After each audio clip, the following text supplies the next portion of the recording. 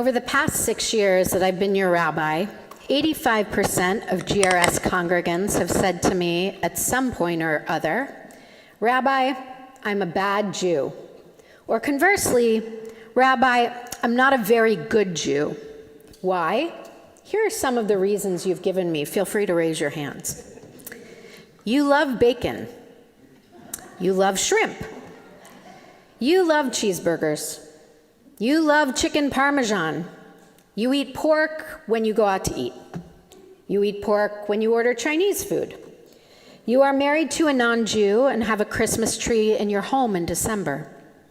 You don't come to services regularly. You don't speak or read Hebrew. You've never been to Israel. You've only been to Israel once, but it was 25 years ago. You've been to Israel, but don't keep up with Israeli news or culture. You don't light Shabbat candles. You drive, you spend money, or you work on Shabbat. You're married to a non-Jew. Your children married non-Jews. When you were single, or if you are single, you never date or dated Jews. You know very little about Judaism. You can't tell the difference between the Talmud and Midrash and the Zohar. You show up to synagogue only once or twice a year, today and maybe on Rosh Hashanah. Your Jewish commitment is limited to a love of lox and bagels, Seinfeld, Curb Your Enthusiasm, and the Sunday New York Times. Your Orthodox cousins, relatives, or friends told you you're a bad Jew. Your parents told you you're a bad Jew. A Chabad rabbi once told you you're a bad Jew. A Hebrew school teacher once told you you're a bad Jew. Someone told you you're a self-hating Jew. Someone told you that because your father is Jewish but your mother is not, that you're not really Jewish. People who disagree with you politically told you you're a bad Jew. People who disagree with your views on Israel told you you're a bad Jew. You donate to the Federation, the synagogue, Israeli nonprofits, but you rarely go to synagogue. You don't believe in God. You're agnostic. You hated Hebrew school. You didn't go to Hebrew school. You got kicked out of Hebrew school. You don't know where your talis or kippah is, and you haven't used it since your bar or bat mitzvah. You didn't have a bar or bat mitzvah. Have I left anyone out? Is there anyone sitting here today that didn't recognize themselves in at least one of these statements? What does that mean? Are we all bad Jews? Is your rabbi who hated Hebrew school and went to college in Maine where she ate a lot of lobster a bad Jew? Is one of your temple presidents whose father was born Jewish but whose mother was not a bad Jew? Is the immediate past president who married a non-Jew who converted also a bad Jew? What's the metric? Where's the line? And who decides? Let me tell you a few stories by way of an answer. Over a decade ago, when I was one of the Reform rabbis at Yale, I was expected to regularly reach out to nominally affiliated Jewish students, introduce myself, and suggest that we meet for coffee or a meal. More often than not, the response I got was, "I'm happy to meet, Rabbi, but I'm not a very good Jew, and I'm not very religious." The most memorable conversation I had like this was with a student who grew up in a Reform congregation in New England, had a bat mitzvah, and had been involved in her temple youth group. She wrote back almost instantly, and she said, "I'm really happy to meet Rabbi Jordy, but you should know, I'm a bad Jew. I never do anything with Hillel. It didn't matter, I told her, let's get together anyway." Over our first lunch together, I asked her to tell me about herself, and this is what she said. "Well, in addition to classes and my friends, I do a lot of volunteer work." And she told me how one afternoon a week she taught reading in the New Haven public schools. Another night she worked at the soup kitchen. On weekends she volunteered at the Yale farm, and in between she tutored new immigrants in English. It turned out that most of her free time was dedicated to serving others. But she said, ashamed, only my dad is Jewish, and I only come to Hillel for the high holidays, Hanukkah and Passover, and sometimes not even that. Who told you, I asked her, that you were a bad Jew? Well, she said, one of my friends who grew up Orthodox told me that because my mom isn't Jewish, I'm not really Jewish. Let me get this straight, I said. You spend most of your free time feeding the hungry, welcoming the stranger, and caring for refugees. You give up time that you could be spending with friends or hanging out or focusing on resume builders to care for total strangers. And you grew up going to Hebrew school and were involved in your temple youth group, and you think you're a bad Jew. She smiled. Huh, I never really thought of it that way, she said. Here's another story. Every year during these 10 days of awe, from Rosh Hashanah to Yom Kippur, congregants that I see only in this season will come up to me and say something like this: Happy New Year, Rabbi. It's good to see you. I really meant to make it to services or classes this year, but the time just got away from me between my family obligations and work, and another year went by. And here I am, only present for Rosh Hashanah and Yom Kippur again. I'm sorry, I'm not a very good Jew.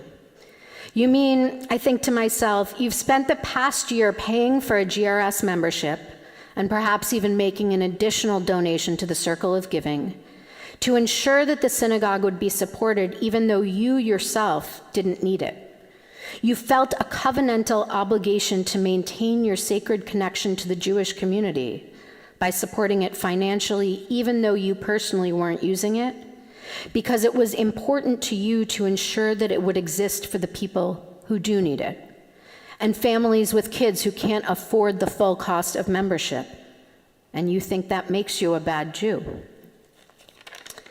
Or from some of our more active members, Rabbi, I love the cultural and social events at GRS and my Jewish friends from here, but I have a lot to atone for on Yom Kippur. My spouse, even though they agreed to celebrate Jewish holidays and raise the kids Jewish, still hasn't converted.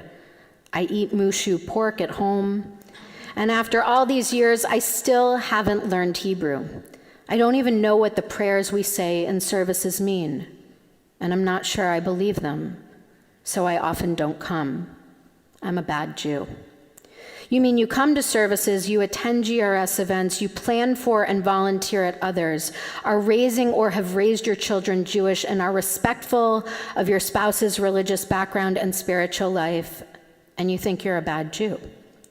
This past summer, I was lucky enough to spend a Shabbat in Seattle at my friend Rabbi Rachel Court's synagogue. And one of the things she talked about that night that I found particularly moving was that there are different kinds of Jews. Not everyone, she explained, is a prayer Jew. There are also literary Jews who love and perhaps even write Jewish literature. There are foodie Jews who cook or specialize in eating Jewish food. There are musical Jews. I know some of you have encyclopedic knowledge of Jewish composers, especially the ones who wrote musicals. Israel Jews, politics Jews, and so on and so forth. There are so many different legitimate expressions of Jewishness that can be expressions of and connections to Jewish identity.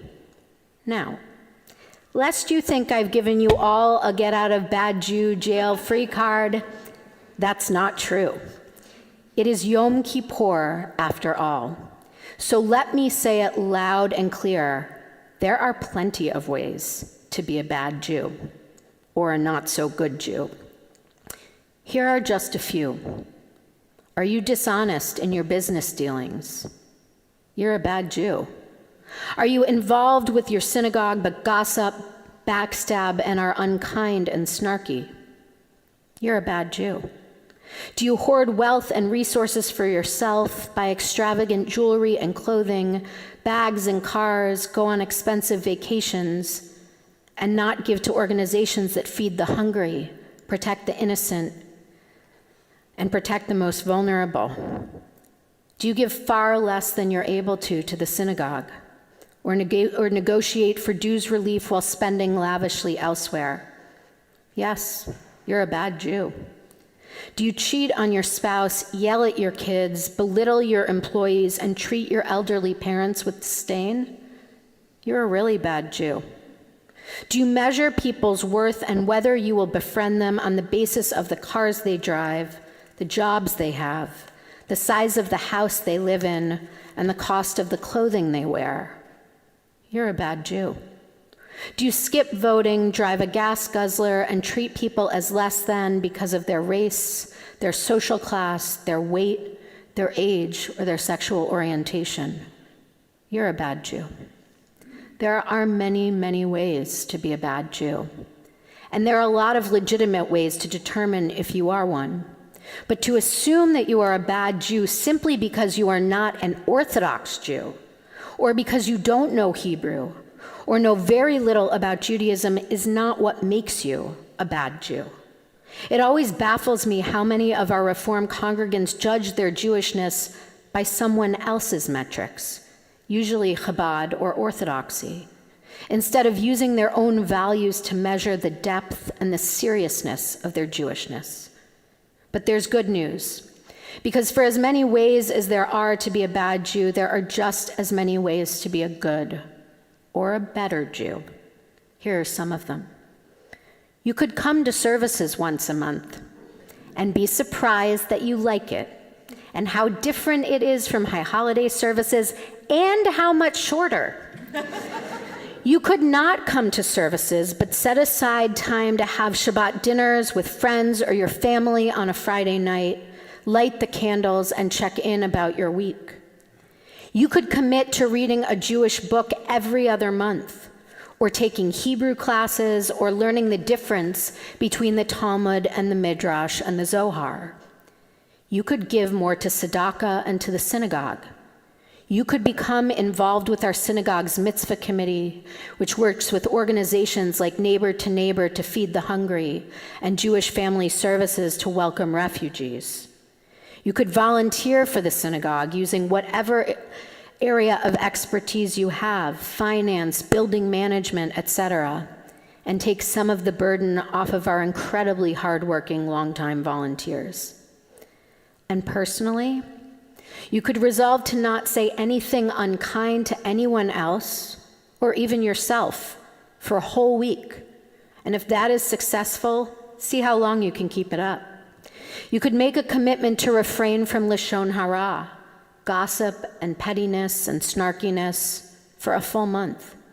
You could find 3 things every day to be grateful for, whether that means taking a moment before each of your meals to bless them, or saying modeh or moda ani, the prayer of gratitude, every morning just as you start your day. You could catch yourself before complaining about the small things and focus on how fortunate you are instead. You could donate more than the bare minimum to the synagogue instead of relying on others to fill in the gaps and sustain us. After all, we are only here because of the largesse of some of our most generous congregants, who most years are the usual suspects. It's not fair to expect those same people every year to be the ones to step forward and support us. If you want the synagogue to exist and Judaism to flourish in Greenwich, you need to do more than a small gesture every year. We will be more grateful than you can imagine.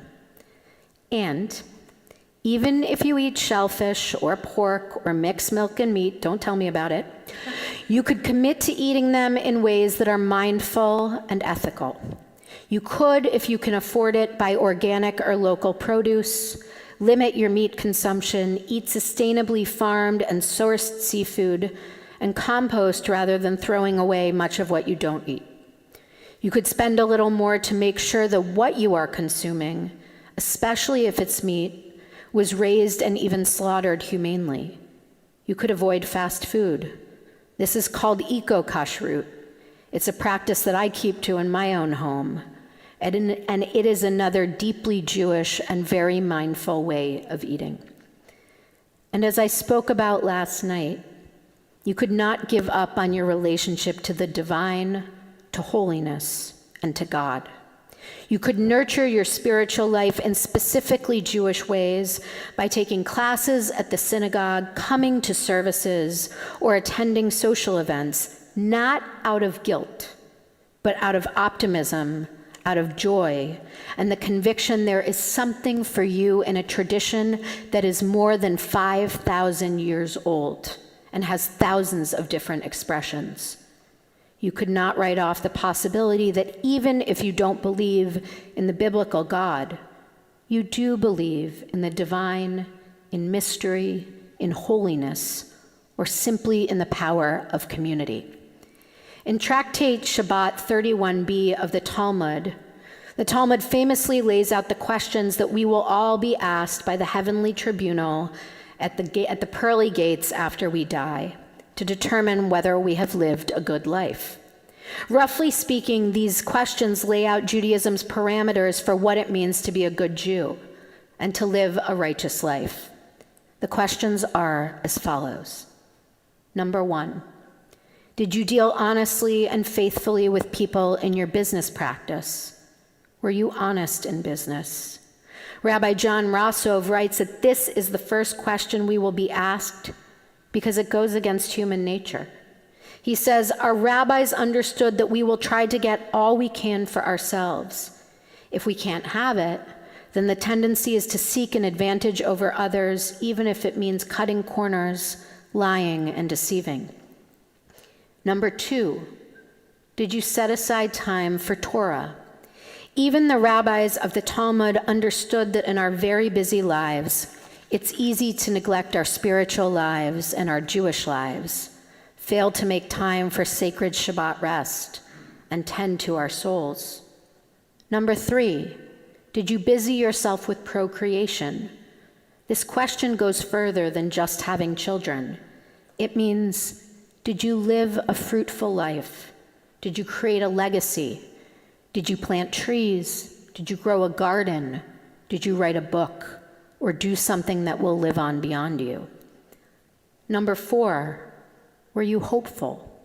Did you, even in the darkest times, stay positive and optimistic? Are you a glass half full person or a glass half empty person? And if you tend to look at the negative side of things, are you aware of how your negativity or complaining may be hurting the people you live and work with? Number 5, did you seek wisdom? Rabbah, a great sage, explains that this means, were you honest and were you kind? Did you understand, in the words of Rabbi Abraham Joshua Heschel, when I was young, I admired clever people. Now that I am old, I admire kind people. Number 6, did you learn to discern what's true and false? That is, did you do your own research, not believe in gossip, and were you both critical and self-critical? Did you let your politics override truth? Did you distinguish between right and wrong with equanimity, rather than letting yourself be swayed by power, money, or beauty? And finally, number 7, have you been true to yourself? Did you live a life of integrity and honesty? Or did you use an external metric, parental expectations, societal standards, to guide your most important choices? Did you live a life true to your own sense of meaning and purpose? This final question, have you been true to yourself, is especially important in considering what it means to be a good Jew. For too long, too many of us have used orthodox metrics to determine if we are good Jews or living good religious lives. For some of you, this means guiltily confessing to me that your mother was not born Jewish when Reform Judaism has been teaching for decades that patrilineal descent also makes one ancestrally Jewish, full stop. So why are you letting rabbis and Jews whose synagogues you don't go to and whose values you don't share and who don't think your own rabbi is legitimate because she is a woman determine your sense of Jewish authenticity? Let me be clear. I have a number of dear old friends who are Orthodox rabbis, and I love them and I respect them.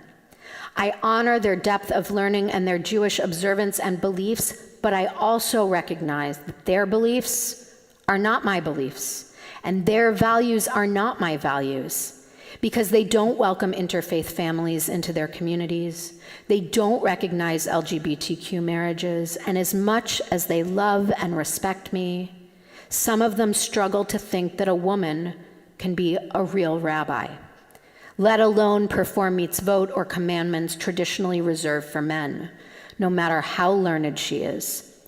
And they exist in a system that is still deeply and problematically patriarchal. Looking out at this congregation, I am often overwhelmed by what an enormous brain trust it is. There are so many outrageously brilliant people here at GRS. So let me ask you a serious question. In what other areas of your lives do you cede authority so quickly to people who do not share your values? In what other areas of your lives do you allow a stranger to tell you that you are not enough, that you are doing it wrong, or that you are illegitimate? The answer, of course, is none. So the next time someone tells you that you are a bad Jew, instead of saying nothing or feeling ashamed, what if you ask them, according to whom? And if they tell you Orthodox rabbis or Chabad, tell them that for as long as there have been Jews, there have been multiple, legitimate, serious, learned Judaisms that could not agree on everything from which direction to light Hanukkah candles in, to who counts in a minyan. Tell them, you know what kind of Jew you are, and that is good enough for you. Could you be a better Jew? Of course. There is no Jew alive who couldn't. And now you have a whole new year to work on it. Gamar Chatima Tova, may each of us be sealed for a good year in the book of life.